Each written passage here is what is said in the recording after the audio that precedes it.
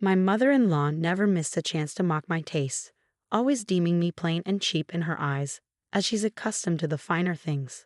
She'd often jest that a woman like me, who prefers practicality over luxury, wasn't deserving of her son's hand in marriage. Then came the day when her disdain for my wardrobe reached a new low. While wearing one of my modest dresses, she deliberately spilled wine on it, adding insult to injury. But karma has a way of revealing truths. When confronted with her own hypocrisy, my mother-in-law, who had been so quick to label me cheap, was left speechless.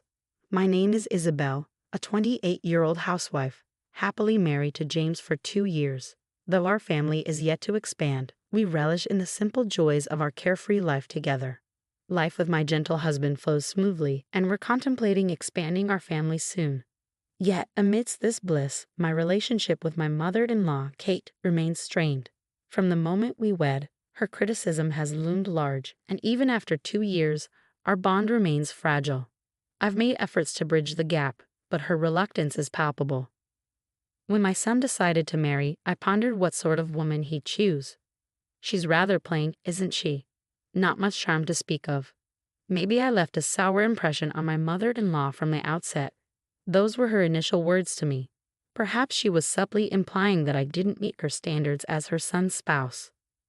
My parents lead ordinary lives, my father toiling in an office, my mother dedicated to nursing.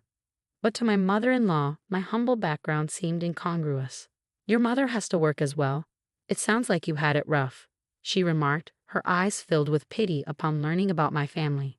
My mother-in-law, a lifelong homemaker, chuckled, claiming she'd never encountered such struggles. She boasted of her privileged upbringing in a wealthy household.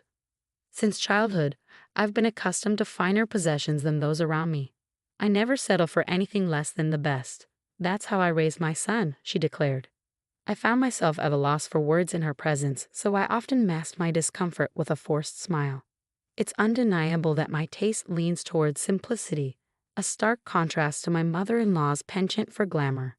She's perpetually adorned in lavish designer attire, accessories, and makeup. You have no eye for quality, do you? It's always about the budget, isn't it?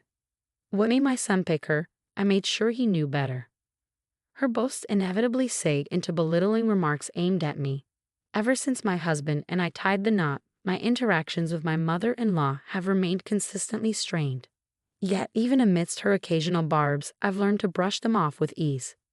Thankfully, both my father-in-law and husband extend warmth and kindness towards me, alleviating any need for concern on my part. And amidst this familial dynamic, there's another figure who's always greeted me with open arms. That person is my grandmother-in-law, my husband's grandmother via his father's side.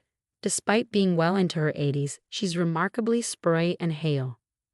My in-laws own 2 luxurious houses aboard a grand yacht, with each residence occupied by different generations. The sight of these splendid mansions left me in awe upon my first visit. "We got a good deal on the land, and the carpenter didn't charge us much," my father-in-law explained casually. "It's not as grand as you think," chuckled my grandmother-in-law, downplaying the extravagance. While my mother-in-law often boasts about her home and accomplishments, it's clear that much of it is owed to the hard work and success of my grandparents-in-law. Despite this, my grandmother-in-law remains humble and approachable, showing warmth and kindness towards me. Despite my mother-in-law's occasional irritations, I found solace in my relationship with my grandmother-in-law. "It's like having another granddaughter around, after all. There aren't any girls in our family," she remarked fondly, endearing herself to me. While I longed for harmony among us 3 women, reality didn't align with my hopes. Nevertheless, I cherished my bond with my grandmother-in-law. Though I didn't engage much with my mother-in-law, I found joy in spending time with my grandmother-in-law, whether it was sharing meals or enjoying tea outings together. One day, I received a call from my mother-in-law.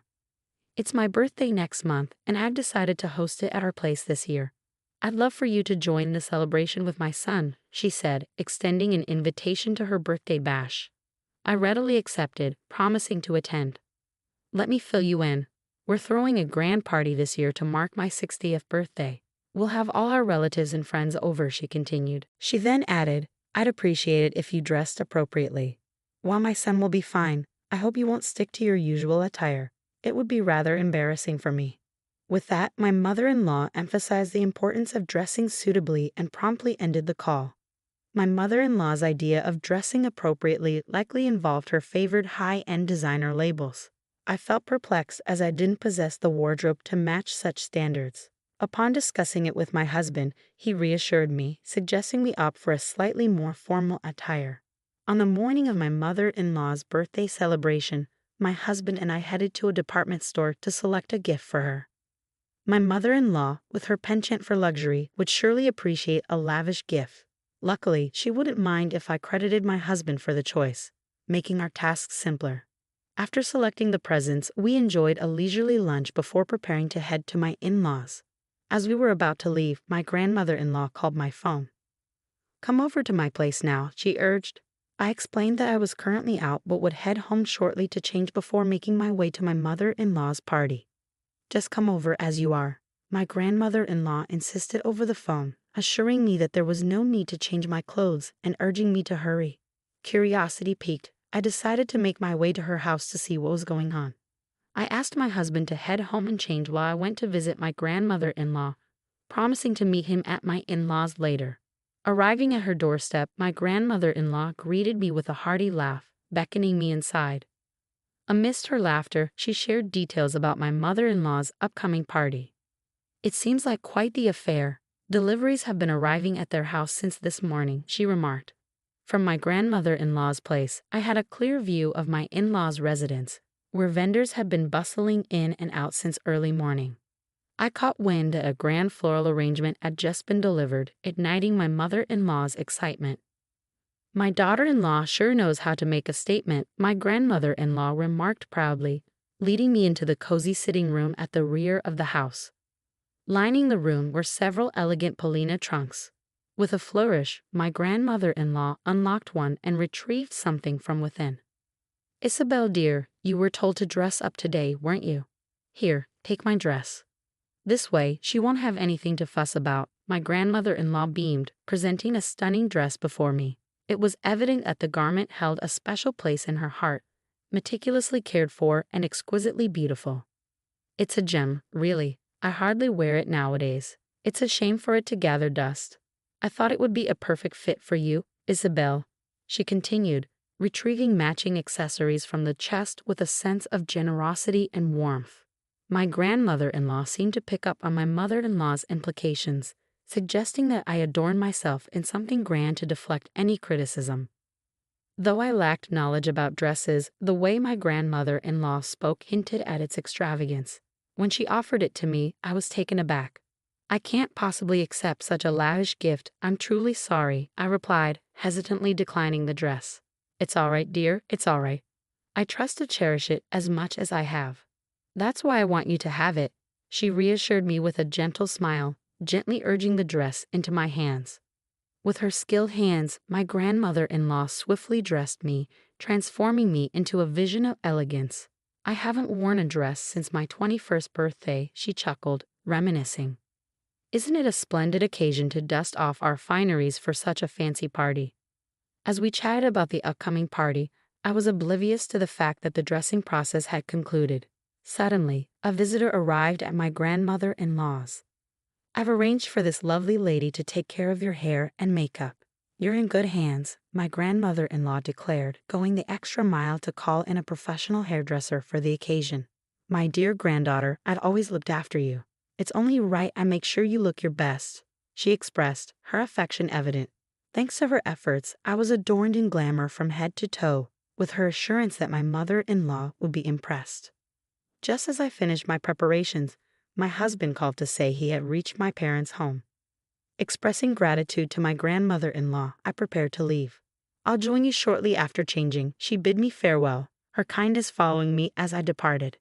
My husband's eyes widened in surprise at my stunning attire as we entered my parents-in-law's home together. The hall was abuzz with my mother-in-law's relatives, the party already in full swing. Radiant in a bright red dress, my mother-in-law presided over the festivities with a joyful smile. "Happy birthday, mother-in-law," I greeted her warmly, presenting the gift I had carefully chosen. She scrutinized me from head to toe before leading me away from the crowd and into the kitchen. "What on earth are you wearing? I explicitly told you to dress appropriately." My mother-in-law chastised me, her tone sharper than usual, perhaps fueled by alcohol.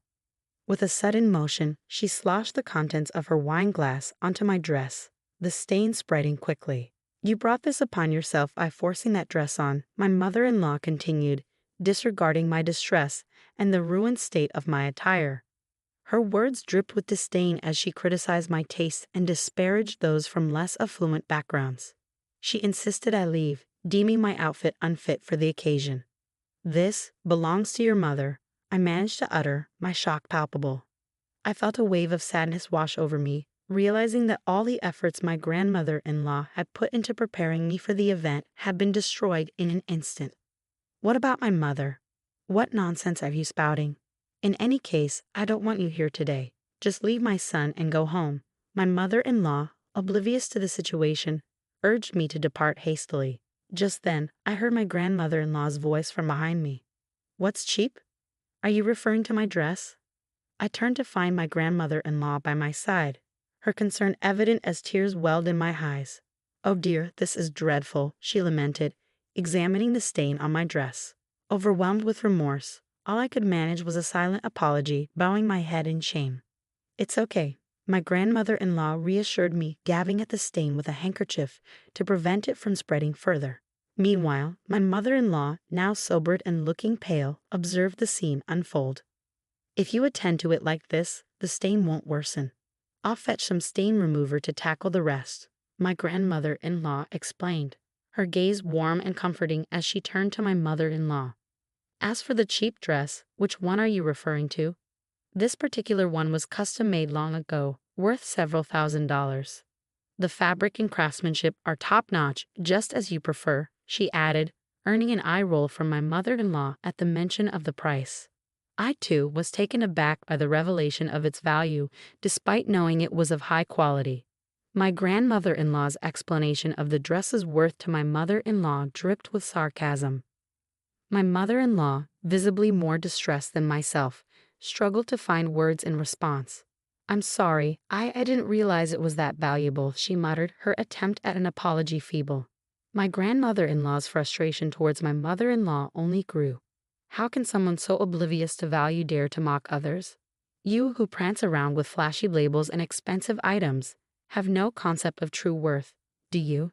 You're utterly disgraceful, embarrassing me." My grandmother-in-law's words, now sober and resolute, left my mother-in-law speechless, unable to offer a rebuttal, her gaze fixed downward. "People with discernment understand. You who only possess inexpensive dresses fail to grasp." My grandmother-in-law's sarcasm towards my mother-in-law was palpable. She echoed the very criticisms my mother-in-law had once directed at me. It was clear my mother-in-law felt the sting of embarrassment as her face flushed crimson. Unable to offer a retort, my mother-in-law remained silent, her lips tightly pressed together. Seeing her distress, my grandmother-in-law shifted her attention to lecturing her about her treatment of me. "How could you belittle a daughter-in-law from another family?" she chided. My heart went out to my mother-in-law, who appeared on the verge of tears, listening to the rebuke in silence. "Let's call it a day. Isabel and I won't be staying any longer. Enjoy the rest of the party." My grandmother-in-law concluded her lecture towards my mother-in-law, signaling an end to the confrontation. Her once vibrant red dress, chosen with such anticipation for the celebration, now seemed out of place amidst the tension. "Wait here. I'll fetch some alternative attire for you from home." I excused myself to change into my own clothes, provided by my thoughtful grandmother-in-law. My husband accompanied me back to her house. Upon hearing the tale from my grandmother-in-law, my husband's ire was palpable. With the support of my grandparents-in-law, my husband, and myself, we departed my parents-in-law's residence and enjoyed a pleasant dinner with just the four of us, free from the worry of my mother-in-law's disapproval. Following the incident, both my husband and grandmother-in-law, furious with my mother-in-law's behavior, delivered another round of stern reprimands. They made it clear she was to steer clear of me and impose limits on her spending. It appeared my grandmother-in-law's words about the importance of humility had struck a chord. My mother-in-law's complexion paled, rendering her unrateable. Furthermore, my grandmother-in-law made a pointed declaration, vowing to bestow upon me all her dresses, jewelry, and prized possessions. She remarked sarcastically to my mother-in-law that it made little sense to entrust such items to someone lacking appreciation for their worth. Though I had refrained from commenting previously, it became evident that my grandmother-in-law harbored disapproval towards my mother-in-law's penchant for luxury. Later, with a mischievous grin, my grandmother-in-law revealed to me the dress stained with wine. It returned to me spotless. This revelation filled me with immense relief and gratitude. While I may still be learning about the finer aspects of quality, I have gleaned invaluable lessons from my grandmother-in-law, who embraced and accepted me wholeheartedly.